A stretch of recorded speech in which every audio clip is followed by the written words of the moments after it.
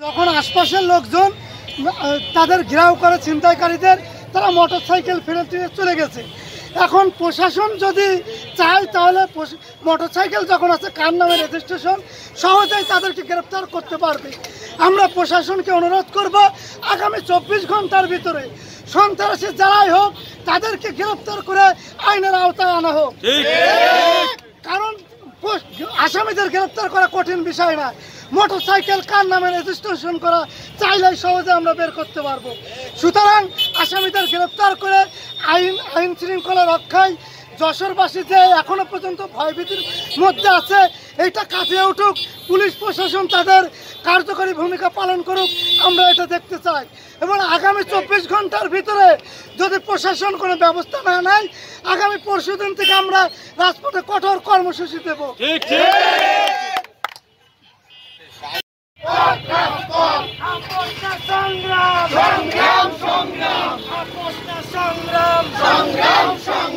আমার সোনার বাংলায় সন্ত্রাসীদের ঠাঁই নাই, আমার সোনার বাংলায়, আমার সোনার বাংলায়, আমার সোনার বাংলায় শান্ত ভাইয়ের উপর হামলা কেন?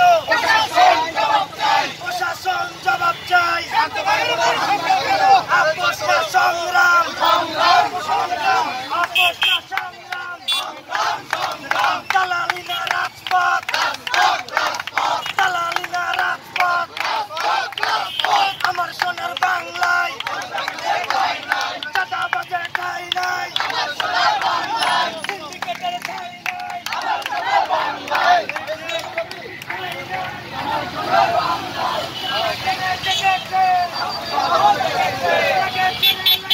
চাঁদাবাজির ঠাঁই নাই, সন্ত্রাসীবাদের ঠাঁই নাই, আমার সোনার বাংলায়।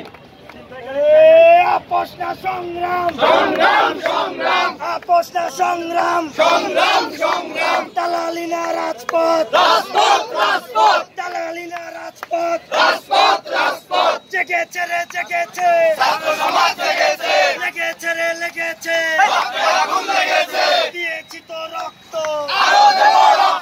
দিয়েছি তো রক্ত, রক্তের বন্যায়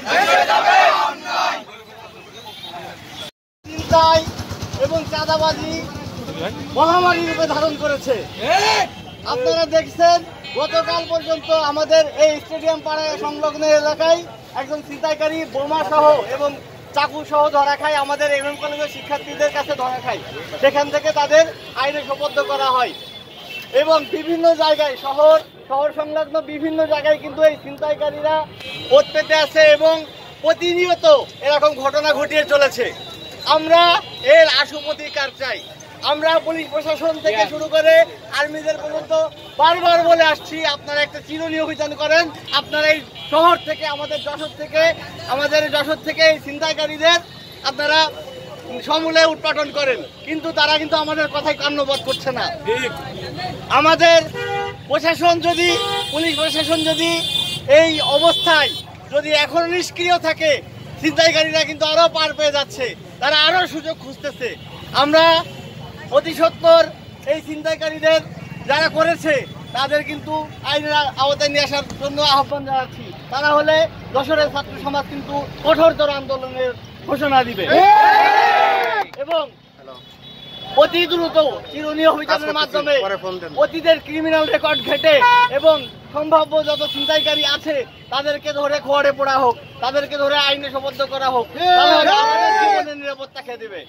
তাই পুলিশ প্রশাসনকে উদ্দেশ্য করে বলতে চাই, আপনারা যত দ্রুত সম্ভব এবং যৌথ বাহিনী যদি সম্ভব হয় তাহলে আপনারা এই অতি দ্রুত চিরুনি অভিযানে নামেন এবং যশোর থেকে সন্ত্রাস এবং আমাদের যে ছিনতাইকারীরা আছে, ছিনতাইকারী সহ যারা সন্ত্রাসী কার্যক্রম চালাচ্ছে তাদেরকে চিহ্নিত করেন এবং তাদেরকে ধরে আপনারা হচ্ছে জেলে বলেন।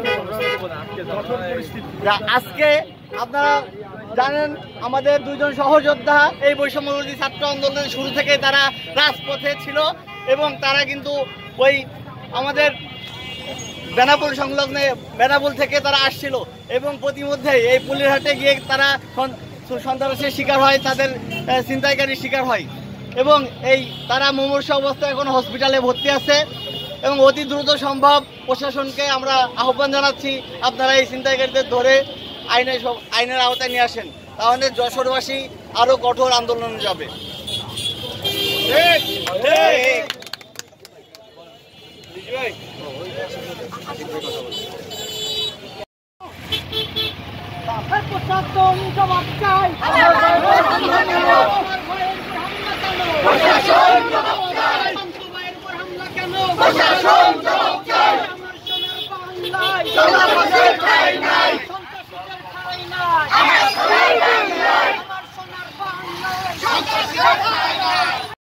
হামলা কেন?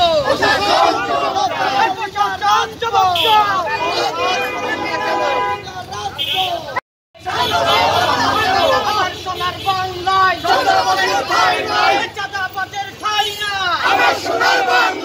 আমার সোনার বাংলায় চাঁদাবাজের ঠাঁই নাই।